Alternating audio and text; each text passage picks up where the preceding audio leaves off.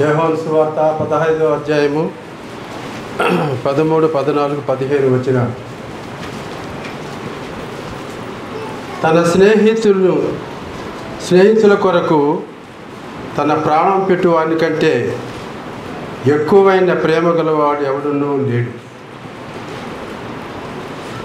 నేను మీకు ఆజ్ఞాపించు వాటిని చేసిన ఎడల మీరు నా స్నేహితులయ్యుందురు. దాసుడు తన యజమానుడు చేయు దానిని ఎరుగడు కనుక ఇక మిమ్మును దాసులని పిలువక స్నేహితులని పిలుచుచున్నాను. ఎందుకనగా నేను నా తండ్రి వలన వినిన సంగతులన్నిటినీ మీకు తెలియజేసి తిని. పిల్లలు ఇక్కడ స్నేహితులని 3 సార్లు ఇది ప్రభువుని క్రీస్తు ఈ లోకంలో ఉన్నప్పుడు తన నమ్మినటువంటి శిష్యులను ఉద్దేశించి తర్వాత నమ్మబోయేటువంటి మానవ కోటిని ఉద్దేశించి ఆయన చెప్పినటువంటి విలువైనటువంటి మాటలు అన్నమాట. కనుక ఈ యొక్క యోహాను సువార్త అనేది చాలా ప్రాముఖ్యమైన పుస్తకము. అందులో 15వ అధ్యాయంలో ఈ మాటలు కూడా చాలా ప్రాముఖ్యమైనవి. ఇక్కడ అంటున్నాడు ప్రభు, తన స్నేహితుని నిమిత్తము తన ప్రాణం పెట్టువాని కంటే ఎక్కువైన ప్రేమ గలవాడు ఎవడనూ లేరు. పిల్లరా, ఎక్కువైన వాడు ఎవరు లేడు. ఎవరికంటే తన స్నేహితుని నిమిత్తము ప్రాణం పెట్టువాని కంటే అనేటువంటి మాట. కనుక యోహాను అనేటువంటి ఈ శిష్యుల 12 మందిలో చాలా ప్రాముఖ్యమైన వాడు. ప్రభువు రొమ్మున ఆనుకున్నవాడు. ఆయన పద్మాసు ద్వీపములో పరవాసిగా ఉన్నప్పుడు ఆయన పరలోకానికి ఆత్మస్ఫూర్తిగా తీసుకొని వెళ్ళబడి ఆ నిత్య మహిమను ఆయన కళ్ళారా చూసినవాడు. అందుకొరకే చాలా విలువైన సంగతి ఆయన రాసినాడు. పరలోకాన్ని చూచి వచ్చినవాడు. కనుక ఆ ప్రభు యొక్క ఔన్నత్యాన్ని, ఆ ప్రభు గొప్పతనాన్ని, పరలోక మహిమను గురించి ఎక్కువగా రాసినవాడు యోహాను. ఆ తర్వాత అపోస్తలుడైన పౌలు. కనుక పిల్లరా, యేసు ప్రేమించిన శిష్యులు 12 మంది ఉన్నా యేసు ప్రభు ఎక్కువగా ప్రేమించి అనేక స్థలాలకు 3 తీసుకెళ్ళేవాడు. 12 మందిలో 3, వారిలో యోహాను ఉండేవాడు. కాబట్టి యేసు ప్రేమించిన శిష్యుడు. కనుక పిల్లరా, ఈ మాటలు చాలా గొప్పవి. తర్వాత యేసు ప్రభు తను స్వయంగా ఏం చేయబోతున్నాడో దాని గురించి ఇప్పుడు చదువుకున్న భాగంలో మనం చూస్తున్నాం. తన స్నేహితుల కొరకు తన ప్రాణం పెట్టువాడు. అప్పటికి ప్రభు ఆ మాట చెప్పినప్పుడు ప్రాణం పెట్టలేదు. ఆయన ప్రాణం పెట్టబోతున్నాడు. ఎవరి కొరకు పెట్టబోతున్నాడు, ఎందుకొరకు పెట్టబోతున్నాడు అనేది ఇక్కడ మనకు ప్రశ్నలు రావాలన్నమాట. ఈ లోకంలో ప్రభువు ఆయన తన శిష్యులు ఉద్దేశించి స్నేహితులు ఉన్నాడు. కానీ నిజముగా ఆయన ప్రాణం పెట్టినది మనుషులందరి కొరకు అన్నమాట. మనం ఇంకను పాపులమై ఉండగా, శత్రువులమై ఉండగా శత్రువుల కొరకు ప్రాణం పెట్టాడు ఆయన. శత్రువుని అసలు ప్రేమించటమే కష్టము. శత్రువుని ప్రేమించటమే కష్టమైతే యేసు ప్రభు శత్రువుల కొరకు ఆయన ప్రాణం పెట్టినట్టుగా చూస్తున్నాం. రోమాపత్రిక 5వ అధ్యాయము 6వ వచనం నుంచి ఈ మాటలు ఉన్నాయి చూడండి. రోమాపత్రిక 5వ అధ్యాయము 6వ వచనం. ఏలైనగా మనం ఇంకను బలహీనమై ఉండగా క్రీస్తు యుక్తకాలమును భక్తిహీనుల కొరకు చనిపోయెను. ఏలైనగా శత్రువులమై ఉండగా 10వ వచనం. ఆయన కుమారుని మరణం ద్వారా మనము దేవునితో సమాధానపరచబడిన వారమై ఆయన జీవించుట చేత మరి నిశ్చయముగా రక్షింపబడదు. మనం రక్షణ పొందాలని శత్రువుల కొరకు, పాపుల కొరకు, దూరస్తుల కొరకు ప్రభువైన క్రీస్తు తన ప్రాణం పెట్టినట్టుగా మనం చూస్తున్నాం. పిల్లరా, స్నేహం అనేది అది తారతమ్యాలు లేనిది. ప్రభు చాలా గొప్పవాడు. పరలోకము ఆయన ప్రధానుడు ప్రియులారు. మనము భూలోకంలో ఒకరు ఎన్నిక లేని వారు, మనుషులు ఎవరో ఒకరు ఎక్కువ అనుకుంటే ఇంకా ఆయన తృణీకరించేవారు చాలామంది ఉంటారు అనమాట. ఆయనేమి ఎక్కువ నాకంటేనా అనే తృణీకార భావం పొందినటువంటి మనుషులం మనము. దేవుడు ఎంతో సర్వోన్నతుడు. ఈ గొప్ప సృష్టిని తన మహత్తు గల మాట చేత సృష్టించి నిర్వహించుచున్నవాడు. ఆయన ఎంతో గొప్పవాడు. మనం బలహీనము. అయితే ఆ బలవంతుడైన దేవుడు ఈ బలహీనుని ప్రేమిస్తున్నాడు. అందుకొరకే యోబు మా ఇద్దరి మధ్య చేయి ఉంచదగిన వాడు మాకు లేడు అని చాలా బాధపడతాడు. అయితే ఇక్కడ మన అందరిని ప్రేమించిన వాడు ప్రభు అయిన క్రీస్తు. ఆయనేమో గొప్పవాడు, మనమేమో బలహీనము. మనల్ని స్నేహితులుగా పిలుస్తున్నాడు. ఆయన మనతో స్నేహం చేయడానికే కదా ఈ లోకంలోని మానవులను ప్రేమించి వారితో స్నేహం చేసి వారిని ఉద్ధరించడానికి, వారిని రక్షించడానికి, వారి పాప పరిహారము జరిగించడానికి ఆయన మానవ శరీరము ధరించి వచ్చినటువంటి మహోన్నతుడు ప్రభు. కనుక మనము బలహీనమైన ఆయన తేడా చూపలేదు, భేదము చూపలేదు. ఆయన బలవంతుడని మనల్ని తృణీకరించలేదు. ఆయన మనలను ప్రేమించాడు, స్నేహం చేస్తున్నాడు. మానవులు ఇక్కడ బైబిల్ గ్రంథంలో స్నేహితుడని మనము అక్కడ కొంతమందిని చూస్తున్నాము. చూడండి,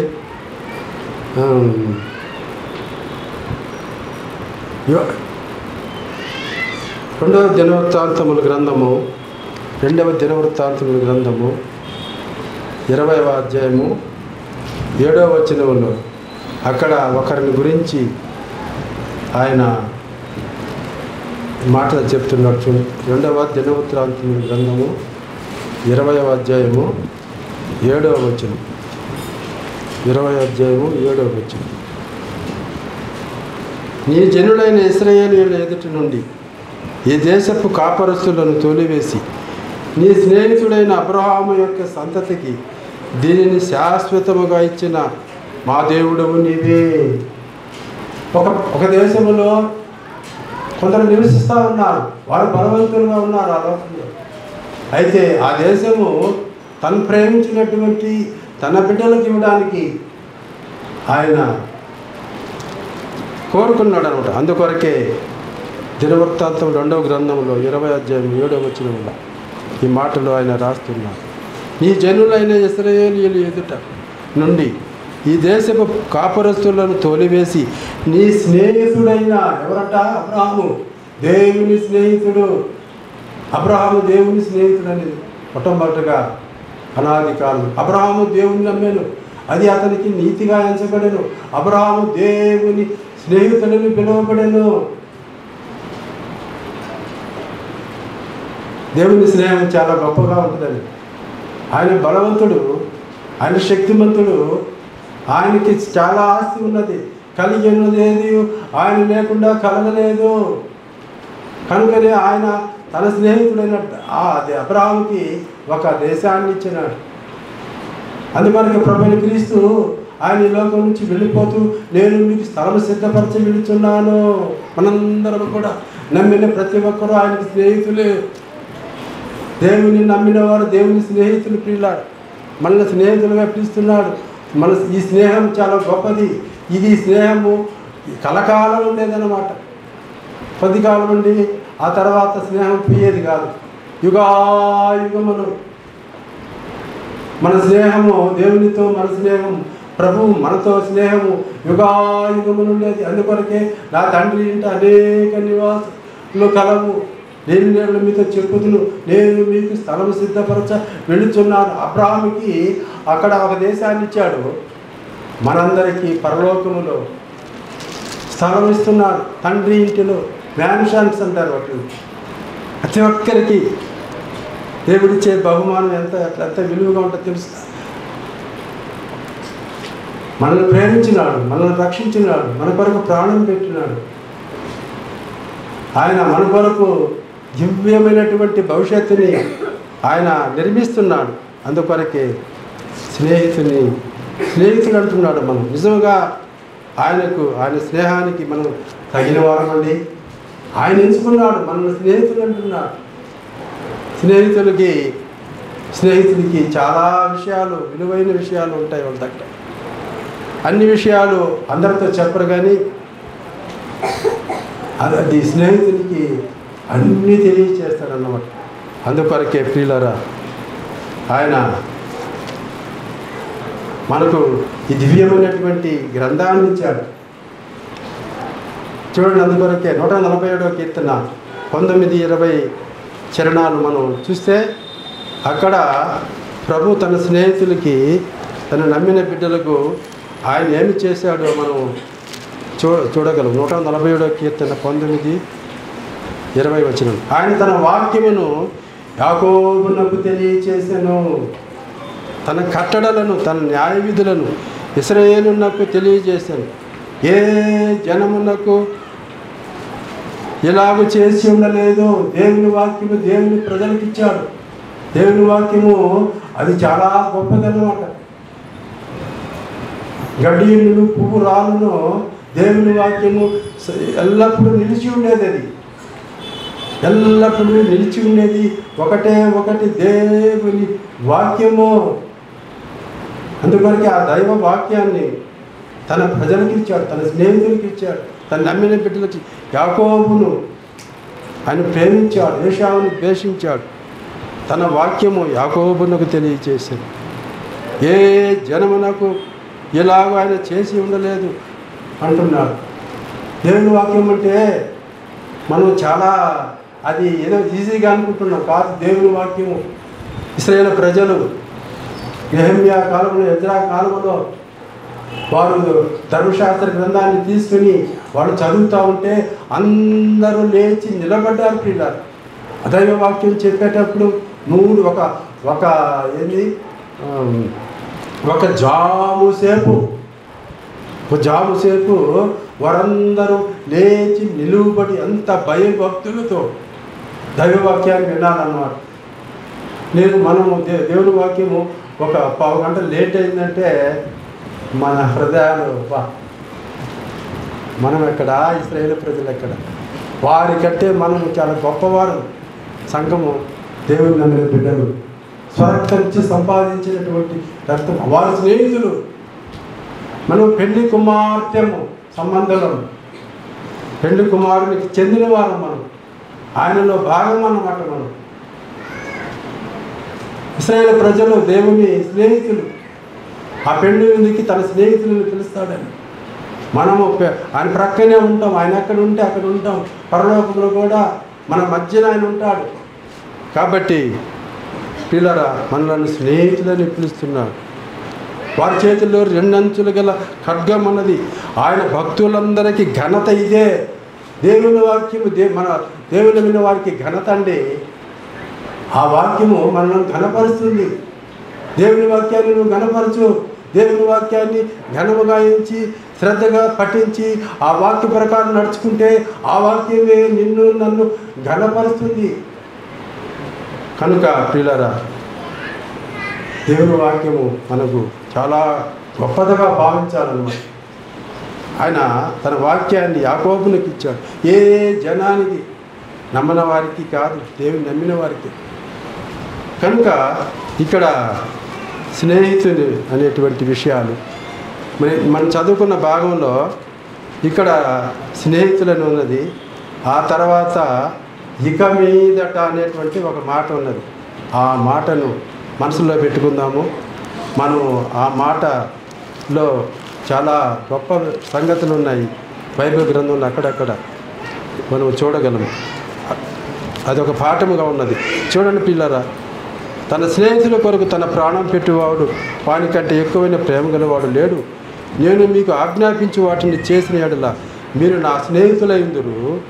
దాసుడు తన యజమానుడు చేయు దానిని ఎరుగడు. ఒక యజమానుడు ఉన్నాడు, పెద్ద కోటీశ్వరుడు ఉన్నాడు అనుకోండి, ఆ ఇంటిలో దాసులు ఉన్నారు. అన్ని విషయాలు దాసునికి చెప్పరు. అయితే స్నేహితులకి చెప్తారనమాట. మిమ్మల్ని దాసులని పిలువక స్నేహితులని పిలుచుచున్నాను. ఎందుకనగా నేను నా తండ్రి వలన వినిన సంగతులన్నిటినీ మీకు తెలియజేసి తిని. యేసు ప్రభు ఆ పరలోకాన్ని గురించి అన్నీ తన బిడ్డలుగా చెప్తున్నాడు, శిష్యులకి చెప్పాడు.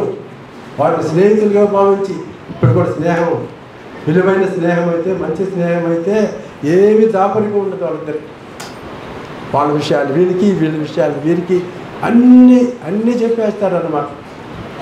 యేసు ప్రభు ఆయన చూడండి పిల్లరా, నా తండ్రి వలన వినిన. యేసు ప్రభు తండ్రి దగ్గర విన్నాడు. తండ్రికి ఉన్నదంతా ఆయనదే. తండ్రి దగ్గర ఏమున్నాడు? ఈ లోకములో అనేక మంది మానవులు ఉన్నారు, వారందరినీ రక్షించడానికి నేను వెళ్ళాలి, అది దేవుడు నిర్ణయించింది. ఆ తర్వాత తన ప్రాణం పెట్టి ఆయన పావన రక్తం కార్చి వారి పాపాలు కడిగి వారిని మరలా తన స్నేహితులుగా, తన బిడ్డలుగా, ఆ రాజ్యానికి వారసులుగా చేసుకొని ఆ పరలోకాన్ని గురించి తెలుసుకోవాలని ఆయన యేసు ప్రభువు ఈ లోకంలో ఉన్నప్పుడు పరలోకాన్ని గురించి చెప్పినవాడు ఎవరు చెప్పలేదు. ఆయనకి కోట్ల మంది దూతలు ఉన్నారు, కెరూపులు ఆయన పొగడుతూ ఉన్నారు. మహోన్నతుడా, దేవుని కుమారుడా, పరిశుద్ధుడా పరిశుద్ధుడా పరిశుద్ధుడు అని గాన ప్రతిగణాలు చేస్తున్నాడు. వారికి ఏం చెప్పలా, మనకు చెప్తాడన్నమాట. ఆయన పరలోకం ఉన్నదని, ఆ పరలోక రాజ్యం చాలా గొప్పదని ఆయన చెప్తున్నాడు. వాడు మనకందరికీ చెప్పాడు అన్నమాట. నేను నా తండ్రి వలన వినిన సంగతులు అన్నిటినీ మీకు తెలిపి తిని. యేసు ప్రభు ఏమి దాచుకున్నాడు పిల్లలు అన్నీ చెప్తున్నాడు. ఆయన పరలోకం ఉంటుంది, యుగాలు అక్కడ ఉంటారు. ఈ లోకంలో 1000 ఏళ్ల రాజ్య పాలన రాబోతున్నది. ఇంకా త్వరలోనే ఒక 7 సంవత్సరాలు అడ్డుగా ఉన్నాయి అంతే. కాబట్టి ప్రియులారా, నా తండ్రి వలన వినిన సంగతులన్నిటినీ, పరలోకాన్ని గురించి చెప్పాడు. అందుకొరకే స్నేహము, ఈ ఇద్దరి స్నేహం చాలా గొప్పది. నమ్మినటువంటి ఆ బిడ్డలు, మన రక్షకుడైన ఆ ప్రభు పరలోకముని గురించి చెప్పినవాడు యేసు ప్రభు. మత్తయి సువార్త 13వ అధ్యాయం 11వ వచనం తిప్పుతారా? మత్తయి సువార్త 13వ అధ్యాయం 11వ వచనం అక్కడ చెప్తాడు. యేసు ప్రభు పరలోకాన్ని గురించి చెప్పినవాడు, భూలోకంలో తర్వాత పాతాళాన్ని గురించి చెప్పినవాడు ఆయన. 13, 11 పరలోక రాజ్య మర్మములు ఎరుగుట మీకు అనుగ్రహింపబడి ఉన్నవి, కానీ వారికి నమ్మని వారికి పరలోకాన్ని గురించి అర్థం కావడం లేదనమాట. ఎందుకంటే వారికి తెలియదు ఆ పరలోక రాజ్యం అనేది ఒకటి ఉన్నదని, అక్కడ దేవుడు సింహాసనాసీనుడై ఉన్నాడని, అక్కడ చాలా గొప్ప విషయాలు ఉన్నాయని, అవన్నీ మనకు తెలియజేస్తున్నాడు. ఎందుకు? మన స్నేహితులు ఆయన తన స్నేహితుని కొరకు తన ప్రాణం పెట్టాడు. మనల్ని ప్రాణం ఇచ్చి ఆయన కొనుక్కున్నాడు పిల్లలు. తన స్వరక్తం ఇచ్చి సంపాదించిన సంఘం ఇది. స్నేహితులు చాలామంది కలిస్తే స్నేహితుల సంఘం అయిపోయింది ఇది. మనమందరం ఆయన పిల్లలము, ఆయన స్నేహితులము, ఆ రాజ్యానికి వారసులము. మనకు ఎన్నో విషయాలు చెప్తున్నాడు ఆయన. నిత్యమైనటువంటి విషయాలు, ఈ భూలోక సంబంధమైన విషయాలు, ఏ కాలంలో ఏమి జరుగుతుందో ఆ ప్రభు మనకి ఇక్కడ రాయించినాడు. 7 యుగ కాలం అయిపోయిన తర్వాత ఆ ప్రభు మనలను పరలోకానికి తీసుకుని వెళ్తారు. అవన్నీ మనకు తెలిసినాయి. మనం ఎందుకంటే ఆయన స్నేహితులు, ఆయన నమ్ముకున్నాం. అబ్రహాము దేవుని నమ్మెను, అది అతనికి నీతిగా ఎంచబడను. అబ్రహాముని దేవుని స్నేహితులను పిలిచాడు. అబ్రహామా, నీవు నా స్నేహితుడు అయ్యా అని అబ్రహాముతో స్నేహం చేశాడు. అందుకొరకే సొదమలో ఆపద ఉన్నప్పుడు అది గొమర్రాలు నీతిమంతులు లేరు. నీతిమంతులు 10 మంది ఉంటే రక్షిస్తా అన్నాడు, 10 మంది కూడా లేరు. అందుకొరకే ఆ సొదమ ఆయన అగ్ని గంధకములతో ఉండే ఆ యొక్క అగ్ని గంధకములు కురిపించి ఆ యొక్క దేశాన్ని నశింపజేశాడు. ఎందుకంటే దేవునికి విరోధంగా జీవిస్తున్నాడు. అటువంటి ప్రాంతంలో అబ్రహాము తమ్ముడు ఉన్నాడు. అక్కడ అబ్రహాము కొడుకు, చిన్నాన్న కొడుకు. అది అబ్రహాం చూడడానికి వచ్చి 18 ఆదికాండం 18వ అధ్యాయంలో తర్వాత నేను ఇక్కడికి వెళ్తున్నానని చెప్తాను. ఇద్దరు దేవదూతలు పంపిస్తాను. కాబట్టి ప్రియులారా, తన స్నేహితులకు ఆయన సంగతులన్నీ చెప్తున్నాడు. అందుకొరకే ఇక్కడ చూడండి, ఇక మీదట నేను స్నేహితులని పిలుస్తున్నాడు. అప్పటి వరకు శిష్యులు వాళ్ళు, ఇక మీదట, అది ఆ మాటలో చాలా అర్థాలు ఉన్నాయి. ఆ యొక్క పాఠాన్ని మనము విని మీరు పొందుదాము. ఆయన చెప్తున్నాడు చూడండి, ఇక మీదట నేను మిమ్మల్ని స్నేహితులని పిలుస్తున్నాను. దాసుడు తన యజమానుడు చే దానిని ఎరుగడు కనుక ఇక మిమ్మను ఇక మీదట మిమ్మలను దాసులని పిలువక. ప్రియులారా, ఈ లోకంలో ఉండే మానవులందరూ కూడా నిజంగా దేవునికి దాసులే. ఆయన యజమానుడు, ఆయన మహాగణుడు, అందరం ఆయనకి సర్వెంట్స్ అసలు నిజంగా. అయితే అలా పిలవకుండా ఆయన నమ్ముకున్న ద్వారా ఆయన పిల్లలుగా స్నేహితులుగా చేస్తున్నాడు. కనుక స్నేహితులకి ఏం చేస్తాడు? అన్నీ తెలిపేవాడు స్నేహితుడు, దాచుకునేవాడు నిజమైన స్నేహితుడు. సగం చెప్పి సగం చెప్పరు. ఇప్పుడు అన్నీ చెప్పరు. ఒక మంచి ఎడ్యుకేట్ పర్సన్ కూడా కొంత దాచుకుంటారు. ఎందుకంటే వాడెక్కడ డెవలప్ అవుతాడని. యేసుప్రభు వాళ్ళ అట్టుబాడి కాదు, అన్నీ చెప్పాడు ఆయన. ప్రతి అంశము బైబిల్లో రాయబడి ఉన్నది. ప్రతి సంగతి జరిగింది, జరగబోయేది, ప్రియులారా జరుగుతున్నది అన్నీ తెలిపినవాడు ఒక ప్రభు అయిన క్రీస్తే. అందరినీ ప్రేమించి, అందరినీ రక్షించి, అందరి కొరకు తను ఈ లోకానికి వచ్చిన ప్రభు ఆయన. ఇక మీదట మిమ్మల్ని దాసులని పిలువక. We are not servants, we are the friends of Lord Jesus Christ. మంచి స్నేహితుడు ఆయన, మన కొరకు ప్రాణమే పెట్టినాడు. కనుక పిల్లరా, ఆయన ఇక మీదట దాసులని పిలువక మిమ్మలను నా స్నేహితులను పిలిచాను అని చెప్పి కొరింథీయులకు రాసిన 2వ పత్రిక 5వ అధ్యాయము 15-16 వచనాల్లో ఇంకా కొన్ని మాటలు ఉండొచ్చు. కొరింథీయులకు రాసిన పత్రిక 5వ అధ్యాయం 15-16లో 2వ అధ్యాయం 5:15-16 జీవించువారు ఇక మీదట తమ కొరకు కాక తమ నిమిత్తము మృతి చెంది తిరిగి లేచిన వాని కొరకే జీవించాలి. మనం జీవిస్తున్నాం. We are living. జీవించేవారు ఇక మీదట అంటే ఫ్రమ్ నవ్ ఆన్వర్డ్స్. ఇక మీదట మనం ఏం చేయాలా? ఆయన కొరకే జీవించాలి. అందుకొరకే మన ఈస్టర్ రోజు రన్ ఫార్ జీసస్. వారు ఏం చేస్తున్నారు? పరిగెడుతున్నారు. ఏంటి పరిగెడుతున్నారు అని అనుకుంటే they are running for Jesus. పరిగెత్తుకుంటూ వచ్చి అక్కడక్కడ గుంపులుగా ఉండి ప్రభు క్రీస్తుని గురించి పాటలు పాడి వారు సువార్త చెప్తున్నారు మానవకోటి. అంతేకాకుండా ఇక్కడ live for Jesus, run for Jesus. సమయం అయిపోతుంది కనుక నేను పిల్లరా, మంచి స్నేహితుడు ఆయన. ఇక మీదట తమ కొరకు మన కొరకు కాకుండా మన నిమిత్తము ప్రాణం పెట్టిన ఆయన కొరకే జీవించాలి. ఇద్దరు we are living for Lord Jesus Christ. మనం ఆయన కొరకు జీవిస్తున్నామా? అది మనలో ఒక నిర్ణయం చేసుకోవాలి. ఎవరు హనోకు దేవుని కొరకు జీవించాడు, దేవునితో కూడా నడిచినాడు 300 ఏళ్ళు. అబ్రహాము దేవుని స్నేహితుడిగా పిలువబడి దేవుని చెప్పినట్టుగా నడుచుకున్నాడు. మనం ఆయన చెప్పినట్టుగా నడుస్తున్నామా? నిజమైన స్నేహితుడు అయితే ఆయనను స్నేహాలను కోరుకుంటే నువ్వేం చేయాలా? ఆయన చెప్పినట్లుగా జీవించాలన్నమాట. We are live for Jesus, run for Jesus. మనం నడిచిన, మనం జీవించిన ప్రభువు కొరకు జీవించాలా. ఎందుకంటే ఆయన ఇక మీదట దాసులని మనల్ని పిలవకుండా స్నేహితులని పిలిచాడు కనుక. అంతేకాకుండా మనం ఇక మీదట పసి పిల్లలమై ఉండక మనం అన్ని విషయంలో ఎదగాలి. Grow for Jesus. మనము దేవుని కొరకు బ్రతకాలి, దేవుని కొరకు ఎదగాలి. మనము అలా పుట్టినట్టే ఉన్నాము. మనం ఎదుగుతూ ఉంటాం. మన జ్ఞానం ఎదుగుతూ ఉంటుంది, మన ఆర్థిక పరిస్థితి ఎదుగుతుంటుంది. తర్వాత ఆర్థికంగా ప్రబలమవుతూ ఉంటాము.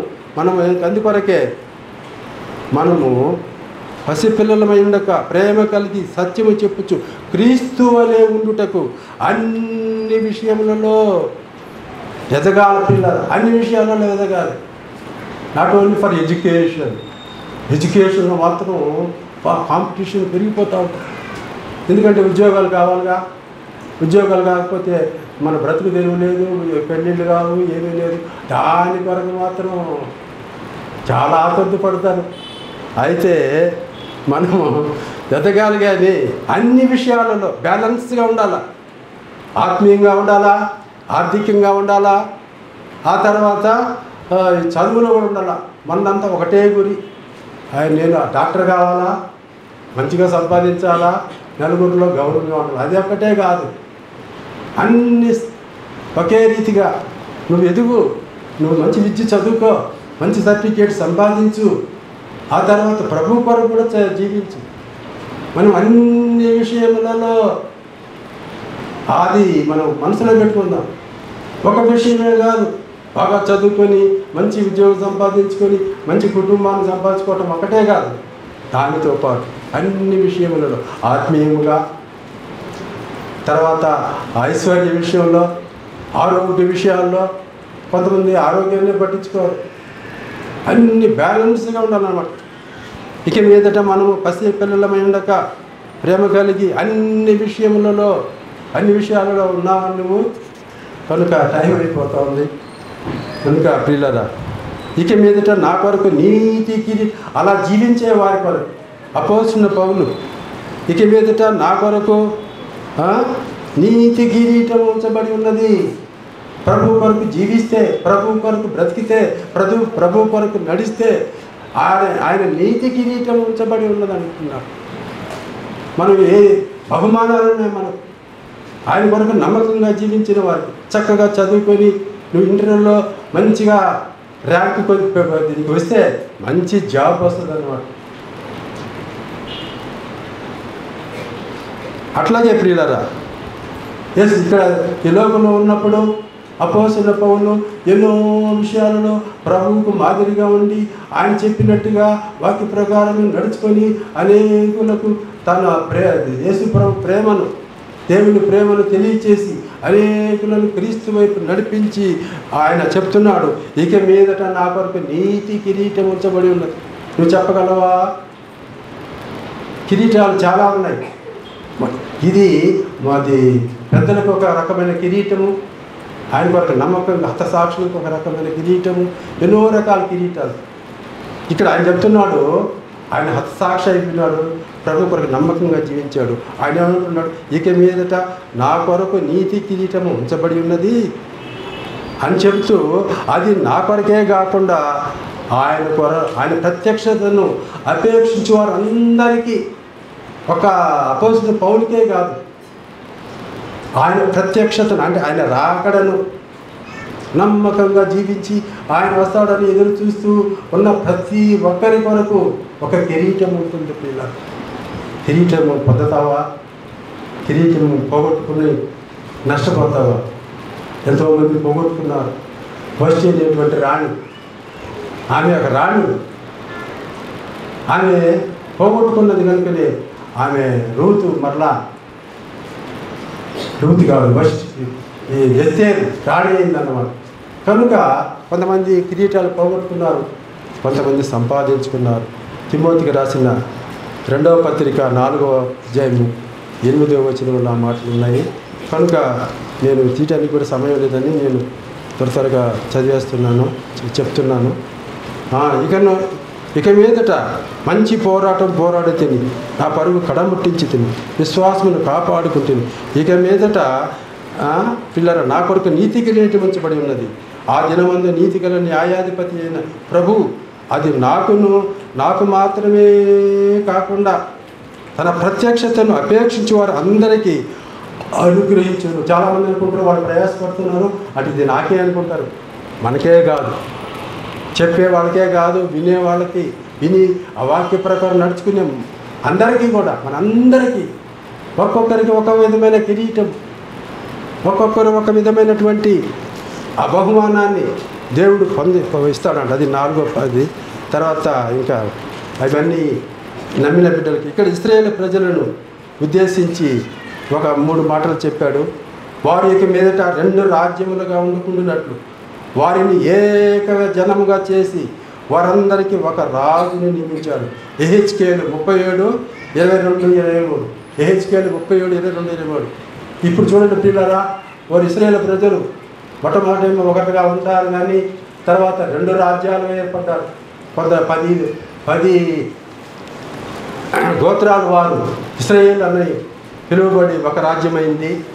తర్వాత 2 గోత్రముల వారు యోధా అని పిలువబడి ఇంకొక రాజ్యమైంది. అట్లా కాకుండా ఇప్పుడు ఒక మీదట వారు ఒకే రాజ్యముగా ఉండి ఒక్కరే రాజుగా ఇప్పుడు ఇది జరుగుతుంది. 1948 సంవత్సరం మే నెల 14వ తారీఖున ఇశ్రాయేలు ప్రజలకి రాజ్యం వచ్చింది. ఇప్పుడు ఒక్కడే రాజు, అంటే ఒకరే ఇప్పుడు. కనుక ప్రియులారా, ఇక మీదట 2 రాజ్యాలుగా ఉండరు. కాలం సంపూర్ణమైనది, వచ్చుచున్నవాడు ఆలస్యం చేయక వస్తూ ఉన్నాడు. వారికి మీదట 2 రాజ్యాలుగా ఉండకుండా వారు ఒకే రాజ్యంగా ఉంటారని రాయబడి. ఆ తర్వాత ఇంకొకటి చూడండి, విలాపక వాక్యములు 4:22. ఇక మీదట ఆయన మరి అన్నడు నిన్ను చెరలోనికి పడిపోడు. ఎన్నోసార్లు ప్రియులారా, ఇశ్రాయేలు ప్రజలు వారు చేసిన అవిధేయత కొరకు చెరలోకి వెళ్ళిపోయినారు. అష్షూరు చెరలోకి, బబులోను చెరలోకి, ఐగుప్తులోకి, ఇంకా ఎన్నో ప్రాంతాలకి వారు నష్టము అనిపించడానికి చెరలోకి వెళ్ళిపోయారు. కానీ వారు ఇక మీదట వారు చెరలోనికి వెళ్ళిపోరంట. వారి రాజ్యంలోనే ఉంటారు. ఒకే రాజ్యముగా, ఒకే రాజు క్రింద పాలనలో వారు సంతోష సమాధానాన్ని అనుభవిస్తారని ఉన్నది. ఆ తర్వాత ఇంకొకటి చివరిగా ఇర్మియా గ్రంథము 31వ అధ్యాయం 4వ వచనములో, ఇర్మియా గ్రంథం 31:4. ఇశ్రాయేలు కన్యక, నేను ఇక మీదట నిన్ను కట్టిందును, నిన్ను కడతాను. వారు చెదరైపోయినారు. ఇశ్రాయేలు ప్రజలు ఇప్పుడు కడతా ఉన్నారు. ఆ రాజ్యము సుందరముగా, బహు మంది దానిని ప్రేమించేటట్లుగా ఆయన కడుతున్నాడు. పిల్లలు ఓడను, తన ఇంటి వారి రక్షణ కొరకు ఆయన ఒక ఓడను కట్టుకున్నాడు. రాబోతుంది జలప్రళయము. దేవుడు ఆయనకి తన స్నేహితుడు కనుక, నోవహు, ఇదిగో జలప్రళయం రాబోతుంది లోకం మీదకి, నీవు నీ ఇంటి వారి కొరకు ఒక ఓడను నిర్మించుకోయా, ఆ ఓడలో మీరు చేరండి. ఎవరైతే ఇంకెవరన్నా నీ మాట విని వస్తే వారిని కూడా చేర్చుకో. రాని వారికి ప్రియులారా శిక్ష ఉన్నది, జలప్రళయంలో నశించిపోతారని చెప్పాడు. కనుక నిర్మాణం అన్నమాట. మనం కూడా మంచి భక్తి జీవితాన్ని మనం కట్టుకోవాలి. ఇక్కడ అందుకొరకే ప్రియులారా, జ్ఞానము వలన ఇల్లు కట్టబడును. పెద్ద అంతస్తులు ఎలా కట్టబడ్డాయి? జ్ఞానము, ఎంతో జ్ఞానం ఉన్నది, విజ్డమ్ ఉన్నది, దాంట్లో తెలివి ఉన్నది. ఆర్కిటెక్చర్, ఇంజనీర్, డిజైనర్ అన్ని డిజైన్ చేస్తాడు. రకరకాలైనటువంటి విలువైనటువంటి వస్తువులతో ఎంతో నిపుణంగా, ఎంతో కాలము వెచ్చించి, ఎంతోమంది పనివారిని పెట్టి జ్ఞానము వలన ఇల్లు కట్టబడును. ఒక మంచి బిల్డింగ్ మనం చూస్తూ ఇప్పుడు హైటెక్ సిటీకి వెళ్ళాము, లేకపోతే ఏ ఇతర దేశాలు ఫారిన్కి వెళ్ళాము, అక్కడ సుందరమైనటువంటి నిర్మాణాలు ఉన్నాయి. అవన్నీ అట్లా జ్ఞానం వలన కట్టబడతాయి. వివేచన వలన అది స్థిరపరచబడును. ప్రతి వాడు యొక్క ఇంటీరియర్ డిజైన్ అంటారు. మనకు తెలియకుండా ఎక్కడంటే అక్కడ ఆ వస్తువులు పెట్టుకుంటాం. వాళ్ళు అట్లా కాదు, ఇక్కడ ప్రాణ వస్తువు ఉండాలి, ఇక్కడ మాత్రం ఇదే ఉండాలా అని వాళ్ళు డిజైన్ చేస్తారన్నమాట. కనుక ప్రియులారా, జ్ఞానం కలిగి ఇశ్రాయేలు కన్యక, నేను ఇక మీదట నిన్ను కట్టింతును. దేవుడు కడతా ఉన్నాడు. వారిని కట్టి తర్వాత వారికి 1000 ఏళ్ళు వారి మీద ఆయన పాలన చేయబోతున్నాడు. అది దివ్యమైన పాలన. అది ఆకలి దప్పులు లేని ఆనంద రాజ్యంలో ఉండబోతుంది. అక్కడ పిల్లల పులి, మేక 2 గడ్డి వేయాల్సిందే. ఇప్పుడు ఈ మేకను చూస్తే పులి ఎప్పుడెప్పుడు ఏది తిందామంటుంది, అప్పుడేం వీలు పడదు. ఇయ్యండి పాలన, ప్రభువు పాలన చేస్తాడు. కనుక ఇక మీదట, ఇప్పుడు నేను 7 విషయాలు మీకు తెలిసాను. ఇక మీదట మిమ్మల్ని దాసులని పిలువక స్నేహితులని పిలుచుతున్నాడు. ఎందుకంటే దాసులకి యజమానుడు చేసే దాసులకి తెలియదు అనమాట. అందువరకే మనల్ని స్నేహితులని పిలుస్తుంది. అన్నీ చెప్పాడు, పరలోకాన్ని గురించి చెప్పాడు. పరలోకంలో మనం ఎంతకాలం ఉంటామో, ఏమేమి చేస్తామో, అక్కడ ఏమేమి ఉన్నదో, ఎంత గొప్ప భాగ్యమైన నగరము ఆ ప్రాంతము అని చెప్పి. అందువరకే అక్కడ అపోస్తలుడైన పౌలు జీవించేవారు ఇక మీదట క్రీస్తు కొరకు జీవించాలి. Live for Jesus, run for Jesus. అలా జీవిస్తే ఇక మీదట పసిపిల్లలుగా ఉండక, ఎంతకాలం పసిపిల్లగా ఉంటావు? 5 years అయిపోతే పసిపిల్లల తనం అయిపోదు. వారి కౌమారాన్ని యువకులు అయిపోతారు, పెద్దవారు అయిపోతారు, ఉద్యోగాలు చేసుకుంటారు. వారికి ఒక విలువ, ఒక డిగ్నిటీ వస్తుంది. పసిపిల్లల్లాగా ఉండకూడదు, ఎప్పుడు ఆత్మీయంగా కూడా మరగుజ్జుగా పసిపిల్లలుగా ఉండకూడదు. అందుకొరకే ఇక్కడ ప్రియులారా పరమగీతంలో ఒక మాట ఉన్నది, మాకు ఒక చిన్న చెల్లెళ్ళు కలదు, దానికి ఇంకనూ వయసు రాలేదు, వివాహ కాలం వచ్చినప్పుడు మేము దాని విషయమై ఏమి చేయదుము. ఆమెకి వచ్చేసింది. ఒక ఇంటిలో ఒక పాపకి, లేకపోతే ఒక స్త్రీకి 20 ఏళ్ళు వచ్చేసింది. అయినా ఇంకా ఆమె ఆ ఎదుగుదల లేదు బాడీలో. కనుక మేమేం చేయాలి ఆమె కొరకు అని దిగులు పడుతున్నారు అక్క చెల్లెండ్రు, అన్నదమ్ములు, తల్లిదండ్రులు. ఎదగాలి ప్రియులారా, ఎదగవలసినంత ఎదగాలి, ఆత్మీయంగా ఎదగాలి. లోక సంబంధంగా ఎదుగుతున్నావులే. ఈరోజు ఫస్ట్ క్లాస్ చేస్తాము, తర్వాత ఒక 10-15 ఏళ్ళు అయిపోయేటప్పటికే ఇంజనీర్ అయిపోయావు, డాక్టర్ అయిపోయి స్కోర్ వేసుకొని ఇలా పోతుంటాడు అనమాట డిగ్నిటీగా. నేను దగ్గర నుండి చూశాను డాక్టర్ని, what a dignity they are maintaining. ఆయనతో మాట్లాడాలన్నా కొంచెం మనం డిస్టెన్స్ మెయింటైన్ చేస్తాం. పరిగెత్తాలంటే సార్ అన్నా కూడా ఏం లేదు, స్పీడ్గా వెళ్ళిపోతుంటారు వాళ్ళు. డిగ్నిటీ ఎలా వచ్చింది ఆ డిగ్నిటీ? వాడు ఉన్నట్టుగానే 1వ తరగతి, 2వ తరగతి, 5వ తరగతి చదివితే సరిపోద్దా? వాడు చదివాడు డాక్టర్ కోర్స్ అని, చాలా గొప్పది పిల్లలు. వారు గంటలు వాళ్ళ బుక్స్ ఇక్కడే ఉంటాయి. వారి రూమ్లో ఎముకలు ఉంటాయి, పుర్రెలు ఉంటాయి.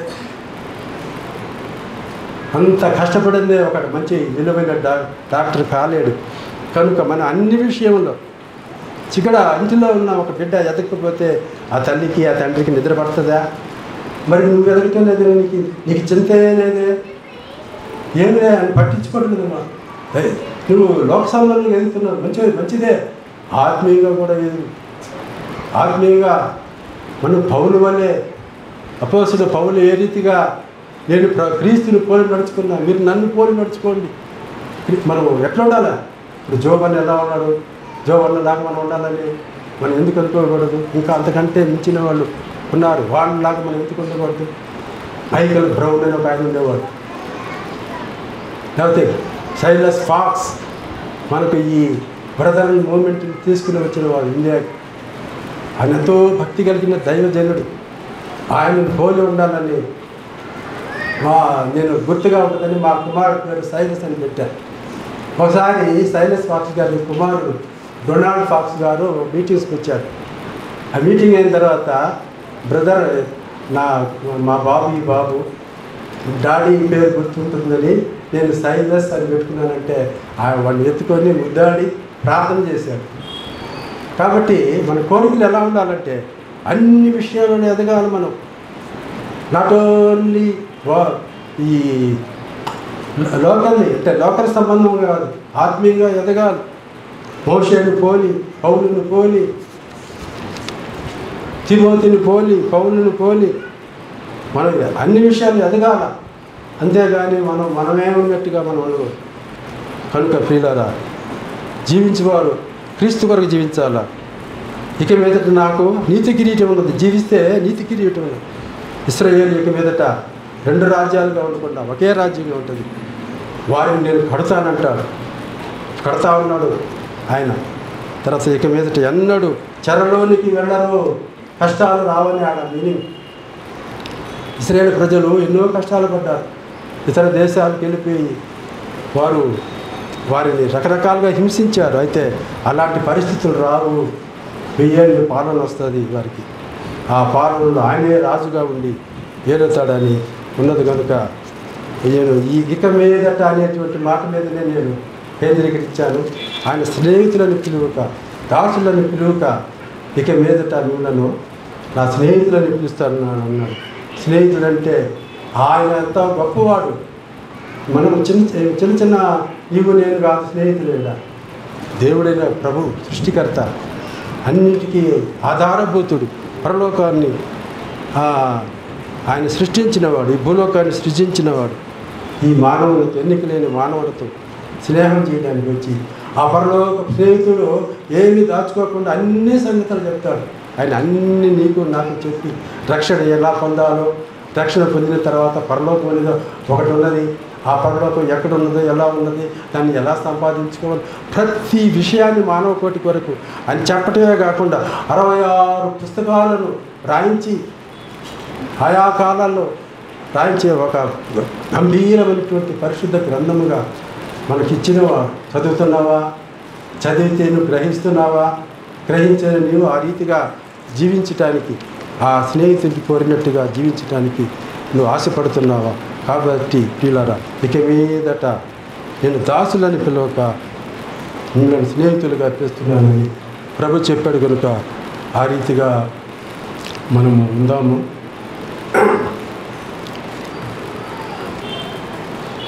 బంధువులు వెలివేసిన వెలియేని స్నేహం, లోకాన లేనట్టి ఆ దివ్య స్నేహం, నా యేసుని స్నేహం.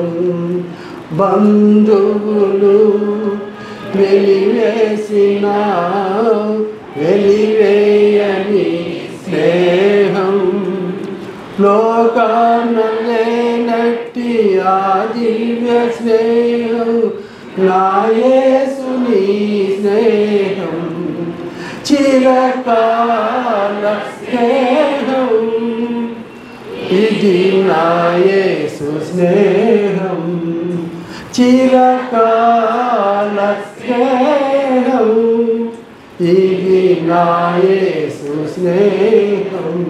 చిరకాల స్నేహితుడా, నా హృదయాన సన్నిహితుడా, నా తోడు నీవయ్యా, నీ స్నేహం చాలయ్యా, నా నీడ నీవయ్యా, ప్రియ ప్రభువా యేసయ్యా. చిరకాల స్నేహం, ఇది నా యేసు స్నేహం. చిరకాల స్నేహితుడా, నా హృదయాన సన్నిహితుడా. ప్రభు తన వాక్యాన్ని మన కొరకు దీవించుకున్నాడు.